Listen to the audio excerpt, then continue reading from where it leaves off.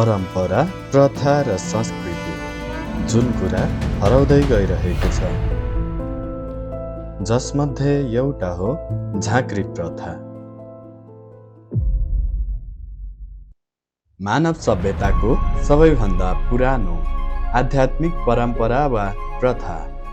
झाँक्रीहरू विशेष तरिकाको विधि, मन्त्र, नृत्य वा ढ्याङ्ग्रोको प्रयोग गरेर देवता र आत्माहरूको संसारमा पुग्ने गर्छन्। त्यही यात्रा मार्फत उनीहरू रोग वा अन्य कुनै समस्याको आध्यात्मिक कारण खोज्ने वा उपचारको उपाय पत्ता लगाउने विश्वास गर्छन्।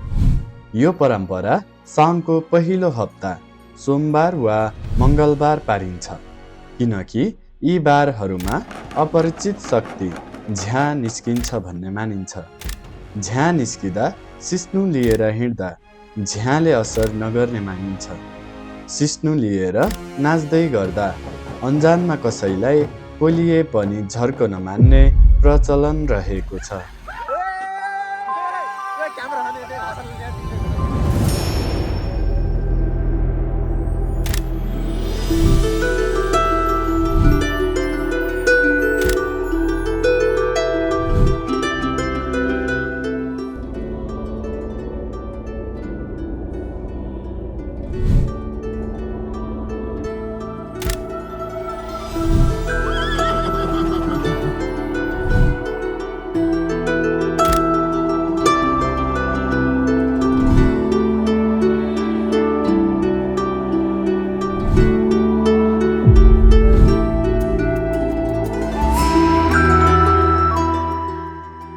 एउटा यस्तो सभ्यता जुन सभ्यता हजारौं वर्षदेखि चल्दै आएको प्रथालाई जोगाउँदै आएको छ। खाम मगर समुदायको यो बस्ती हजारौं वर्ष पहिलेदेखि नै लुगुम गाउँमा बसोबास गर्दै आएको पाइन्छ, जहाँ हजारौं वर्ष पुरानो इतिहास लुकेको सुन्न सकिन्छ। आज हामी त्यही बस्तीलाई नजिकबाट निहाल्नेछौँ।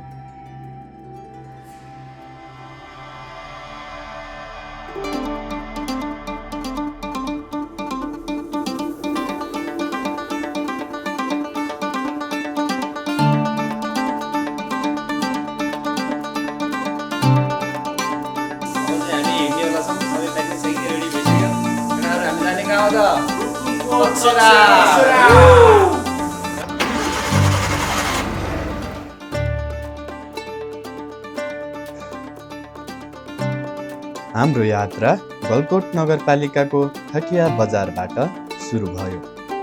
खुसी र हौसलाले गदगद हुँदै मध्य पहाडी लोक मार्ग पछ्याउँदै हामी लाग्यौँ करिब 45 किलोमिटर टाढा रहेको बुर्तिवाङ बजारतर्फ।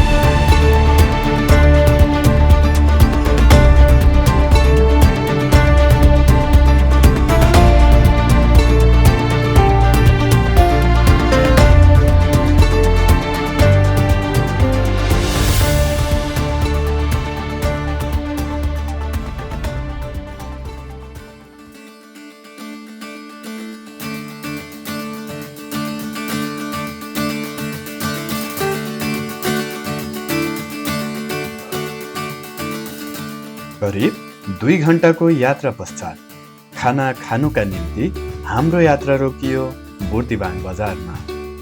बुर्तिवाङ बजार अलिकति व्यस्त रहने तथा नेपालको एकमात्र शिकार आरक्षण क्षेत्र धोरपाटनको नजिक रहेको बजार हो। रेस्टुरेन्ट, किराना तथा तरकारी पसलहरू यहाँका मुख्य पेसाको रूपमा देख्न सकिन्छ।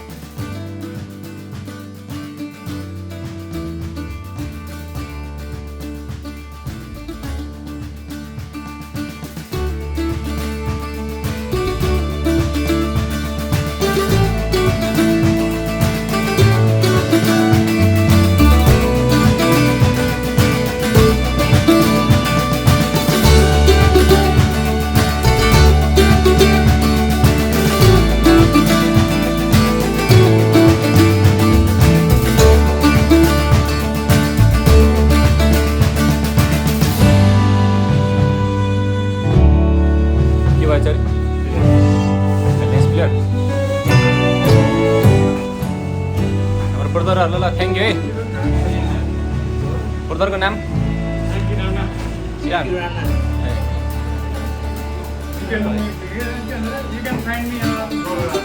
बर्गर हाउस बुर्तिवाङको बर्गर हाउस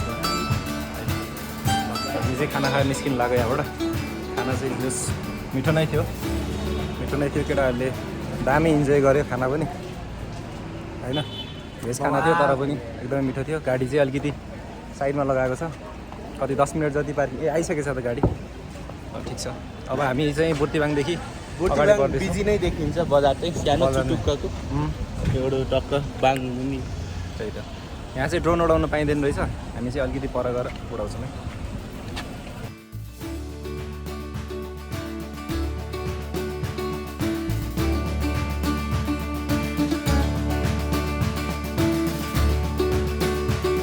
बुर्तिवाङ छोडेसँगै हाम्रो यात्रा रमणीय हुँदै थियो। केही पर पुगेपछि हामीहरू झसङ्ग पर्यौँ। पहिरोको कारण रुख ढलेर बाटो नै रोकिएको थियो। रुख पन्छ्याएर पूर्ण यात्रा सुरु गर्यौँ। जान्छ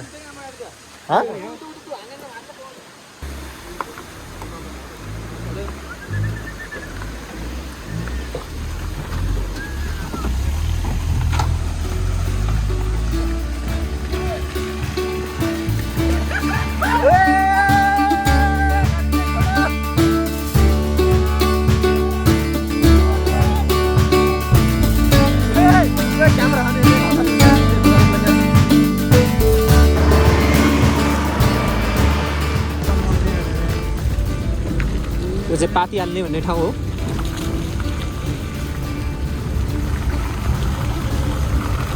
हामी कोइला खोलाको तिरैतिर आयौँ अलिकति उकालोपछि अब बाटो अलिअलि ओह्रालो देखिँदैछ। हामी डाँडामा पुगेर फेरि तलतिर झर्दैछौँ। यो चाहिँ एकदमै दामी लागिरहेको छ।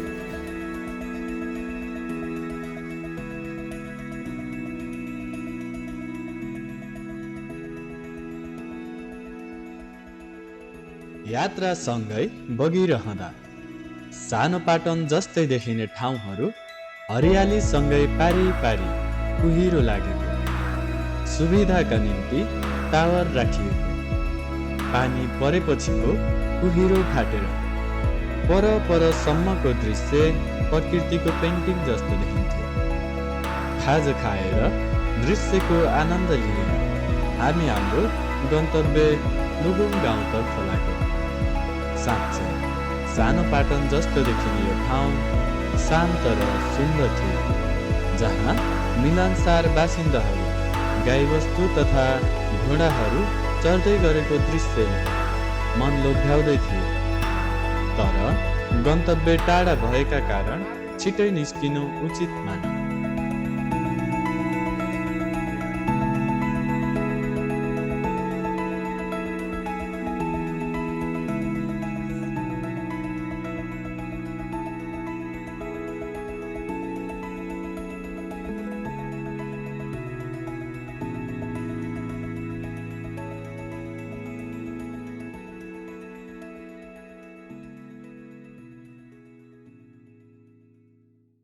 भन भाइ, यो भाइ ठाउँको बारेमा के भन्नु छ तिमीलाई? यात्रा लामो त होइन, त्यही प्रकृतिसँग खेल्दै पानीसँग रमाउँदै 2-4वटा पहिरोहरूले पार गर्दै लुकुम चाहिँ आइपुग्यो है। लुकुम नगरबाट रुकुम जिल्लाको लुकुम गाउँ देखिन्छ। एकदमै राम्रो रमणीय। अझ यहीँबाट यति एक्साइटमेन्ट छ, वहाँ गएपछि कति बढ्ने हो, कति थपिने हो। यात्रा अझै यादगार हुनेवाला छ मिस गरिराखौँ एकजना साथी आउन पाएन जियोस्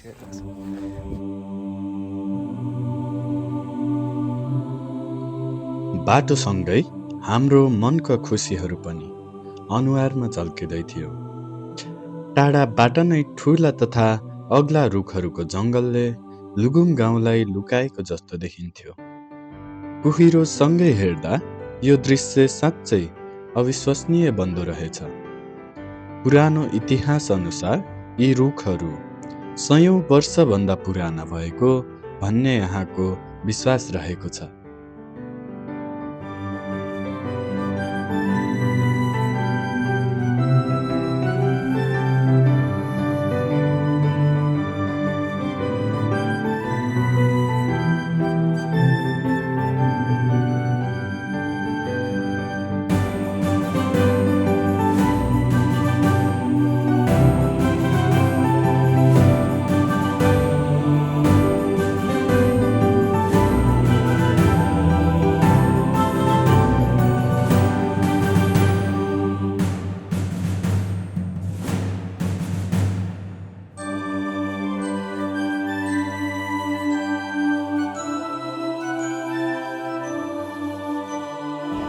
हामी चाहिँ यतिखेर लुगुम गाउँमा आइसकेको छ र आजको हाम्रो बस्नको लागि होटल भनेको यहाँनिर रहेछ है। यो गाउँमा यति एउटा मात्रै होटल हो जस्तो है। हामी चाहिँ अब रुममा जाँदैछौँ। रुमको चाहिँ अट्याचको 1000, नन अट्याचको 500। अनि ड्रोन लिएर आउने साथीलाई चाहिँ अर्को इन्फर्मेसन भिडियो ड्रोनको चाहिँ यहाँ स्वीकृति लिन पर्दो रहेछ। यहाँदेखि प्रशासनबाट अनुमति लिएर आउनु पर्यो। 1 घन्टा आएर प्रशासन के रक्सी खानुभएको यो कोदोको रक्सी खान्छ कोदोको भन्नु होला उहाँ मेरो भराइहरू छन् नि उता हेर्नेहरू। Hello everyone, good morning from रुकुमको लुगुम गाउँ। रुकुमको लुगुम गाउँबाट गुड मर्निङ सबैजनालाई, शुभ बिहानी। अहिले चाहिँ बिहानको 7 बज्यो। मस्त घाम लागिरहेको छ। आज चाहिँ मौसम एकदमै राम्रो हुँदैछ। हिजो बेलुका चाहिँ बादल लागेको थियो, पानी परेको थियो। हामी हिजो होटेलमा आइयो, बसियो, जस खानासाना खाएर सुतिहाल्यो। हिजो चाहिँ मेन समस्या भनेको चाहिँ यो ठाउँमा कतै पनि टावर पनि छैन। एउटा टावर टिप्दैन। त्यही भएर हामी चाहिँ यता टावर टिप्छ कि भनेर यता माथि डाँडामा आइरहेछौँ। टावर पनि छैन, वाइफाई पनि रहेनछ। घर पनि कन्ट्याक्ट गर्न पनि एकदमै गाह्रो भयो। अनि यहाँ माथि आएको चाहिँ बल्ल फोन आइरहेछ, सुमन फोनमा बोलिरहेछ है। आजको दिन चाहिँ एकदमै राम्रो होला जस्तो छ। धेरै पछि चाहिँ यस्तो मजाले खुलेको आकाश देखिरहेछौँ। अर्को कुरा भनेको चाहिँ यहाँनिर हामीलाई हिजो आउने बित्तिकै केही ड्रोनहरू उडाउने बित्तिकै वार्निङ दिनुभएको थियो कि प्रशासनबाट चाहिँ अनुमति लिएर आउनुपर्छ भनेर। अनुमति लिन चाहिँ झन्डै यहाँबाट 1 घन्टा जति तल रुकुमकोटमा गएर प्रशासनबाट लिएर आउनुपर्ने रहेछ। हामी चाहिँ गएन। त्यो यता आएर यसो उडाइदिउँ भनेर चाहिँ लाग्यो, लुकी छुपी उडाइदिउँ भनेर लाग्यो।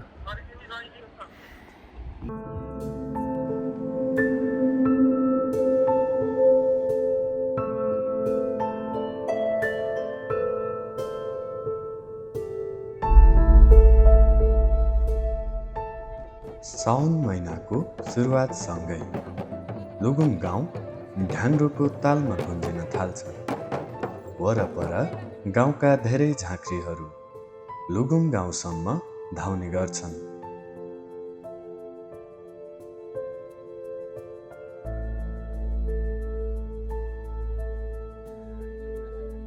पूर्वी रुकुम जिल्लाको सुन्दर पहाडी भूभागमा अवस्थित लुगुम गाउँ प्रकृतिको शान्त वातावरण, स्थानीय संस्कृतिको मिठास र गाउँले जीवनको सरलताले लुगुम गाउँलाई विशेष बनाएको छ। समुद्री सतहबाट करिब 2000 देखि 2500 मिटरको उचाइमा फैलिएको यो गाउँ हरियाली डाँडाकाँडा, घना जङ्गल, स्वच्छ हावा र मनोरम दृश्यले भरिपूर्ण रहेको पाइन्छ।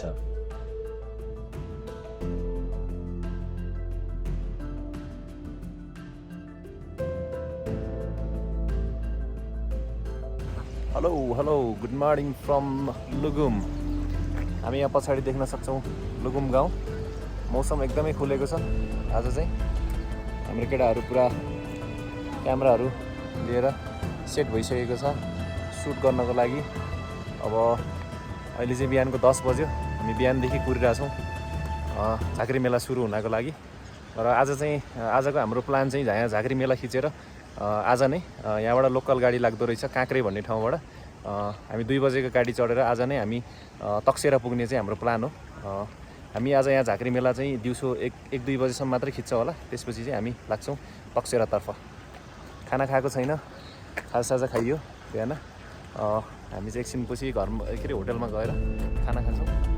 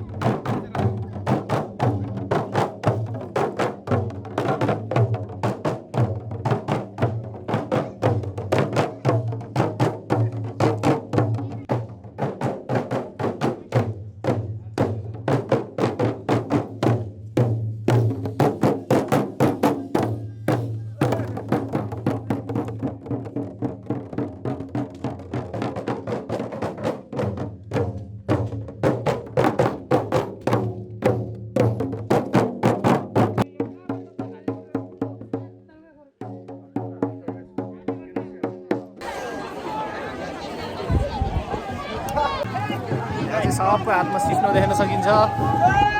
सिस्नोले एकअर्कालाई पोल्ने चलन रहेछ यहाँ चाहिँ।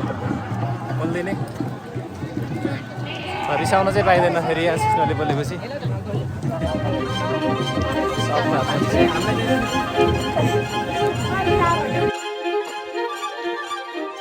स्थानीय जनविश्वास अनुसार धेरै वर्ष पहिले लुगुङ गाउँमा अशुभ शक्ति तथा रोग व्याधिको डर फैलिएको र त्यस बेलाका एक शक्तिशाली झाँक्री भैराम नाम गरेका व्यक्तिले आफ्नो साधना र शक्तिबाट ती अशुभ तथा नराम्रो शक्तिलाई पराजित गरी गाउँमा शान्ति स्थापना गरेको भन्ने पाइन्छ।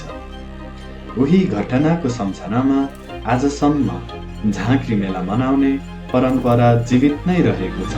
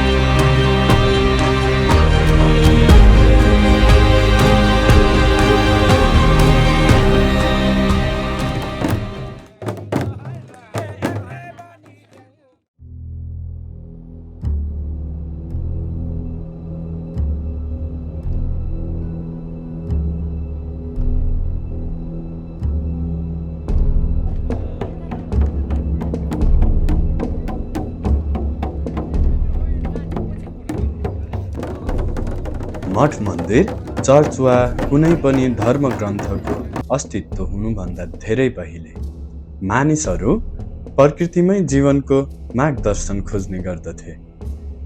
एसियामा नै सामान भनेर चिनिने आध्यात्मिक झाँक्रीहरूले तपस्या, ढ्याङ्गोको ताल, मन्त्र तथा नृत्य मार्फत आत्माहरूसँग सम्बन्ध स्थापना गर्ने विश्वास गर्थे। झाँक्रीहरूको वास्तविक उत्पत्ति कहिले र कहाँ भयो भन्ने कुरा आजसम्म पनि निश्चित रूपमा इतिहासको पानामा लेखिएको छैन।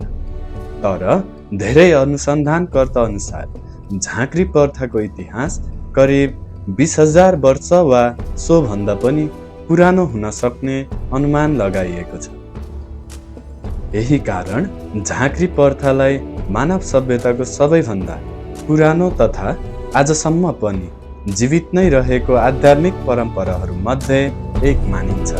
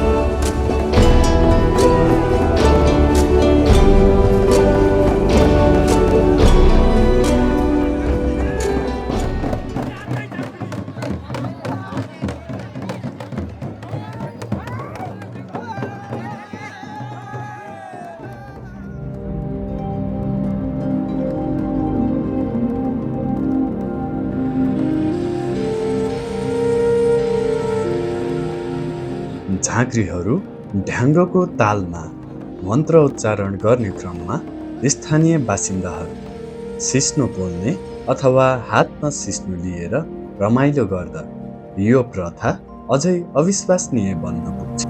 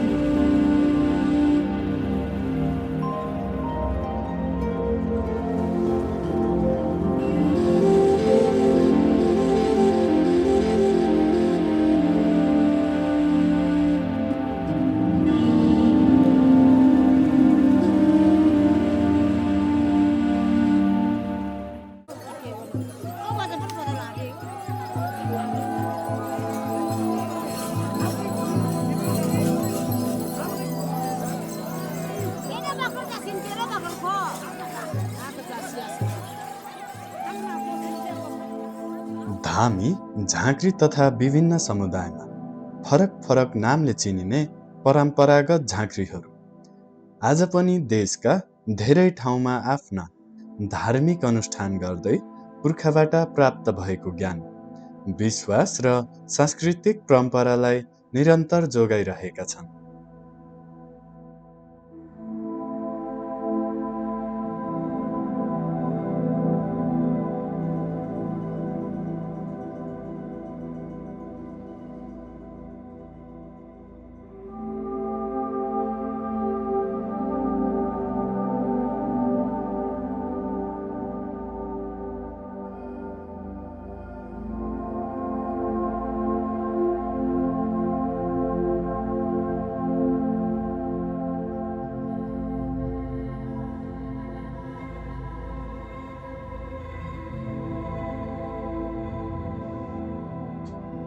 ढ्याङ्ग्रोको प्रत्येक तालमा इतिहास बोल्छ।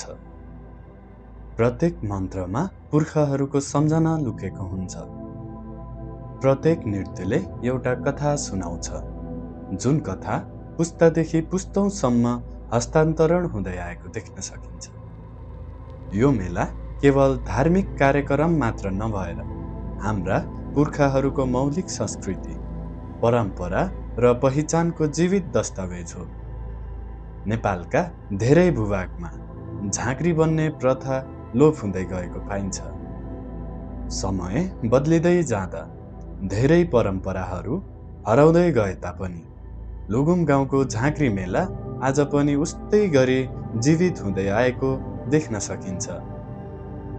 जबसम्म लुगुम गाउँमा ढ्याङ्ग्रोको आवाज गुन्जिरहन्छ, तबसम्म यहाँका पुर्खाहरूको कथा पनि जीवित नै रहनेछ।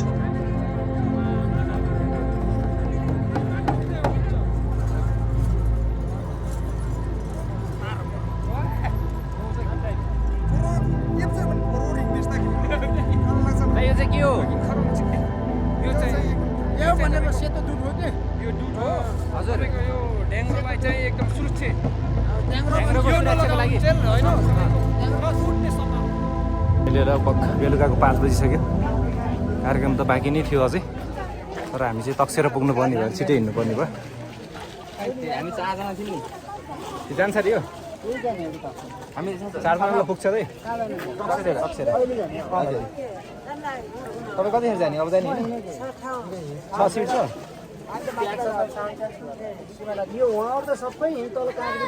हुन्छ हाम्रो गाडी हो, हामी गाडी राख्छौँ कि बरु हाम्रो गाडी बाँकी हामी गरिरहेछौँ। तपाईँ गाडी कस्तो भयो त केटाहरू? के देख्यो भन नि त? यहाँ सिस्नो खाइयो, स्कुलमै खाइयो थिएन ल भागेर।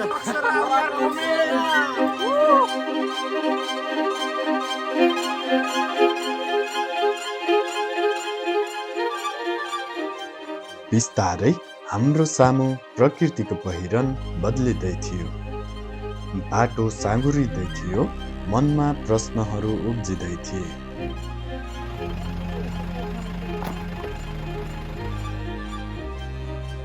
यहाँसम्मको यात्रा निकै यादगार र रमणीय रह्यो। अबको यात्रा लुगुम गाउँदेखि तकसेरा गाउँसम्मको।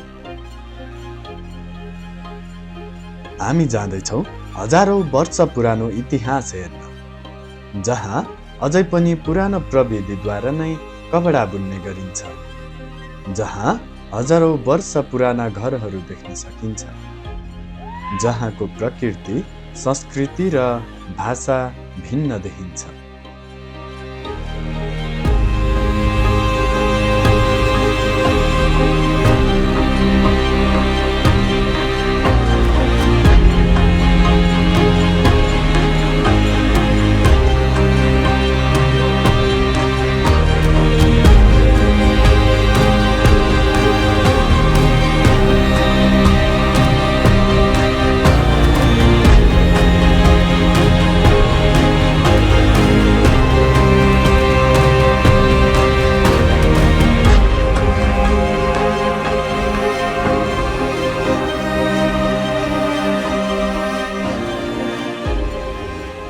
अन्तिमसम्म भिडियो हेर्नुभएकोमा तपाईँलाई धेरै धेरै धन्यवाद।